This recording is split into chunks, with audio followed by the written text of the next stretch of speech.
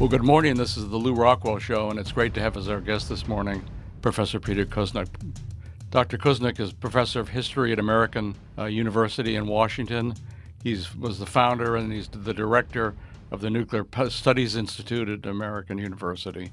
Author of many books, most famously outside of academia anyway, his participation in Oliver Stone's 10 episode series on the secret history of the United States and co-author of the book that came out from that series. Both these things, I must say, extraordinary work. Professor, you've been you're for the abolition of nuclear weapons. Thank goodness. You've devoted much of your life's work to what happened in Hiroshima and Nagasaki and trying to prevent other things like that from taking place. What are you feeling about our I know the Bulletin of the Atomic Scientists. It seems to me they always have the hand about to go to midnight. Yeah, Do you feel that's the case? Is what Trump is doing with Russia, or has been doing with Russia, a scary business? it's interesting. Oliver Stone and I just put out the new edition of our Untold History book. Oh, It magnificent! just came out, and it's we added a 160-page chapter on the end of Obama and the Trump administration.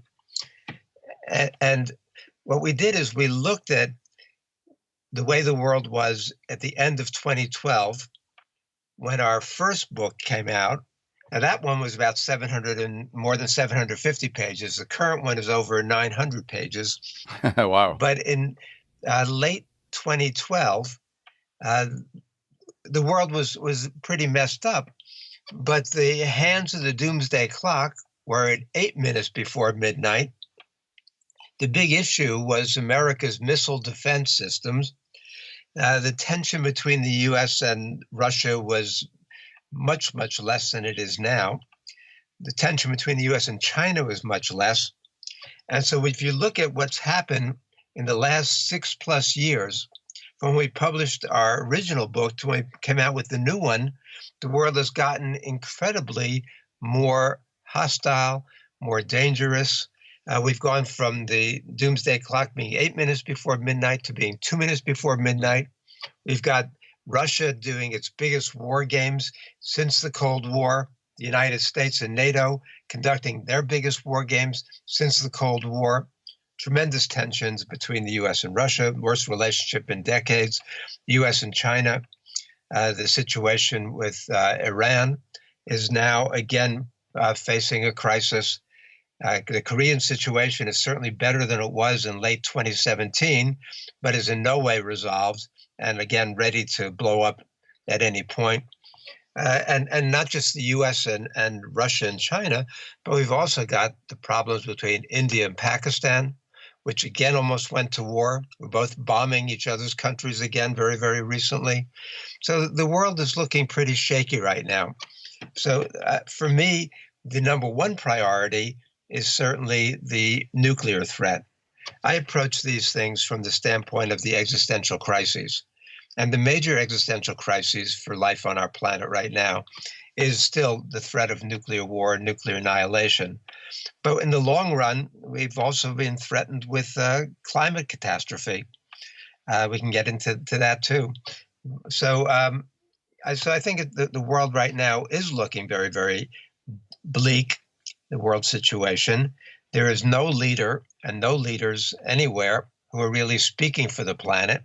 You've got Trump talking about making America great again, and Putin making Russia great again, and Xi making China great again, and Modi making India great again. I mean, you've got these pygmies at a time when we need some real global statesmen who are terribly lacking right now. And so I am very concerned, and the nuclear threat does keep me up at night. And to go back to something that you've devoted a lot of scholarly work to, the bombings of Hiroshima and Nagasaki. Do most Americans still think those were necessary, that those were actually good things when Truman did that? Well, that's hard to determine. But the latest poll that I've seen was a poll a couple of years ago conducted by CBS News. And that had 43% saying opposing the use of the atomic bombs Oh, and 42% supporting it. Most of the surveys over the years have been something more in the range of 55-45 in favor of the bomb. But this latest one was much more encouraging. We know that among women and among younger people, there's greater opposition to the use of the bomb. It's mostly the older Americans who continue to accept the mythology surrounding the bomb, which Obama doubled down on when he went to Hiroshima. I'd been calling for Obama to go to Hiroshima since the time he got elected. And he finally, in May of 2016, decided to go. I was there also at that time. NHK, Japanese public television, brought me over there to do some shows and commentary while Obama was there. And Obama's, if you remember this speech, his opening line was, "Death fell from the skies in Hiroshima and Nagasaki." Death didn't fall from the skies. The United States dropped 2 atomic bombs. Yeah. But then he goes on and he says, we must look history straight in the eye. And he says, World War II reached its brutal end in Hiroshima and Nagasaki. That's the prevailing myth. That's the myth that they've been doubling down on since 1945. The idea that the atomic bombs were terrible, but they were necessary in order to end the war without a U.S. invasion. Nonsense. The invasion was not going to happen. There wasn't even the atomic bombs that ended the war. It was the Soviet invasion of Manchuria and Japan, or the beginning, the surrounding islands. And as Prime Minister Suzuki says, I think it was August 10th, when he was asked why they had to surrender so quickly and end the war, he says the Soviets are already in Sakhalin, the Kuril Islands. They'll be in Hokkaido tomorrow. When that happens, the foundation of Japan will be destroyed. We must surrender when we can surrender to the Americans. And because they knew that with the Americans, there was at least a chance that they would be able to keep the emperor. But the reality is that American policymakers had known that there were 2 ways to end the war without the bomb. The first was to ensure the Japanese that they could keep the emperor, which we wanted to do anyway for our own purposes, although Jimmy Burns, Secretary of State, was opposed to that and convinced Truman that he'd be politically crucified if he let the Japanese keep the emperor.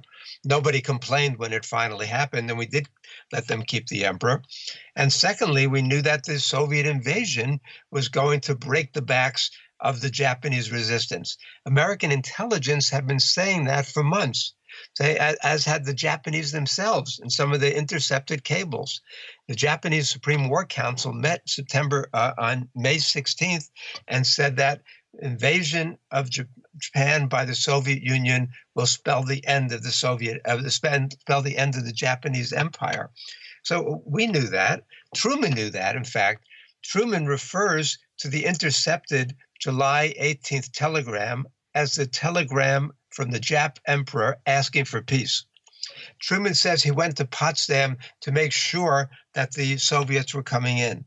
And he meets with Stalin, has lunch with Stalin. Stalin assures him that the Soviets are coming in on time. And Truman writes in his journal, Stalin will be in the Jap war by August 15th. Finny Japs when that occurs. He writes home to his wife, Bess, the next night and says the Russians are coming in. We'll end the war a year sooner now. Think of all the kids who won't be killed. I mean, Truman knew this. So the question for historians really is, knowing that the bombs were militarily unnecessary and morally unjustifiable, why did the United States decide to use them? And the conclusion that I and others have drawn is that the real target was not Japan. The real target was the Soviet Union. We were saying to the Soviets, if you interfere with U.S. plans in Europe or the Pacific, this is what you're going to get, and worse, much, much worse. Wow. And of course, in effect, I remember the Chicago Tribune leaked this, that the Japanese were trying to surrender if only they could keep the emperor and not have him tried as a war criminal and keep him. And which as you point out, the U.S. eventually went along with that, and yet refuse to accept their offer of surrender.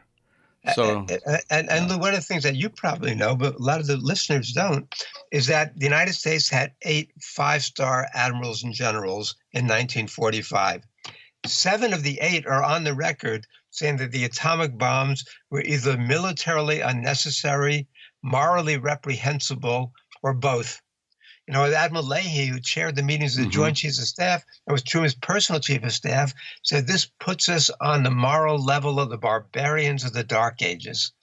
But the Americans, one of our myths, is a key anchor in our sense of American exceptionalism, is the idea that somehow this was a moral act because it prevented an invasion in which Truman says 500,000 American boys would have been killed.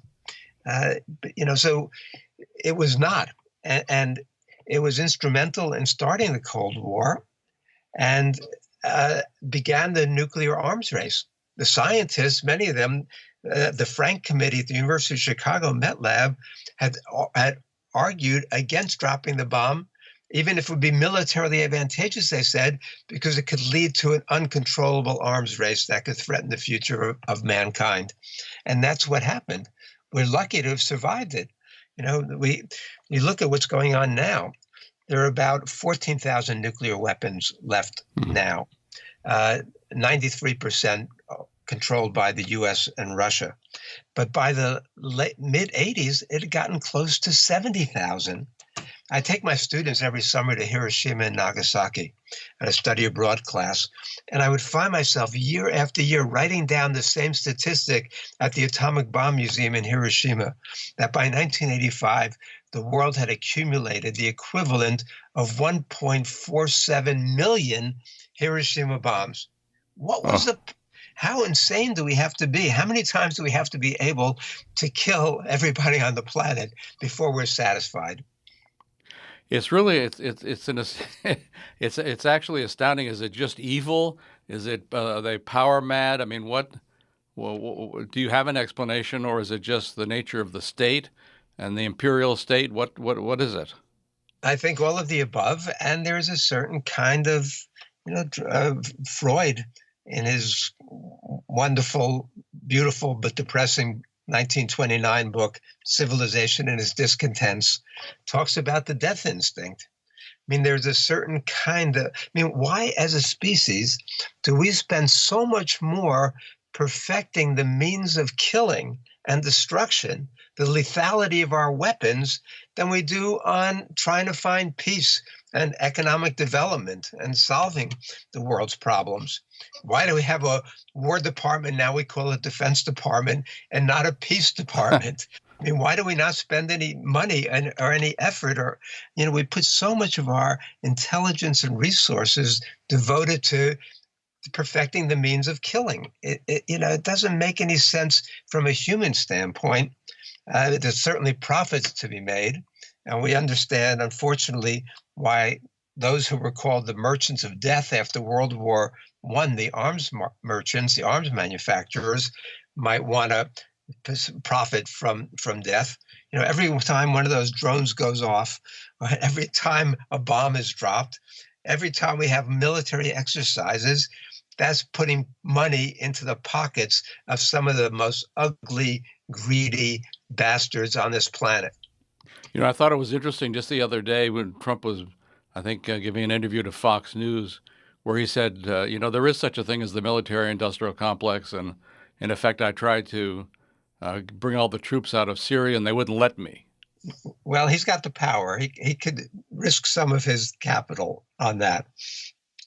Trump sometimes says intelligent things when it comes to the military and U.S. interventions and wars, but his actions are almost entirely the opposite. The huge military budget, the official Oh, budget, $760 million, record-breaking arms sales across the planet by the United States, massive war games. So Trump maybe somewhere in that pea brain of his understands this, but certainly has not acted in a responsible way as president. And why would he choose people like Pompeo and Oh, Bolton to be his closest advisors. yeah, I must say, it's quite astounding. I think we have to think that he knows what he's doing, or who knows? I suppose it's possible for people to be caught up in this stuff, or that he was just lying in all his campaign promises, unlike, of course, other politicians. But So, Trump doesn't lie. We know that. so it's an alarming business. And you mentioned war games. The Russians have their war games in their own territory. We have our war games right on their borders, Yeah, it's right on the border. which is a very threatening business. So it's astounding. But I want to thank you so much for the work you do, for the students you teach, for the truths you tell, and for the books you've written. And of course, we'll be sure to link to the new edition of yours and Oliver Stone's book. Great. Appreciate that. And thanks so much for coming on. And again, thanks for the work you do. My pleasure. Thanks. Thank you, Lew, also. Take care. Well, thanks so much for listening to the Lew Rockwell Show today. Take a look at all the podcasts. There have been hundreds of them. There's a link on the LRC front page. Thank you.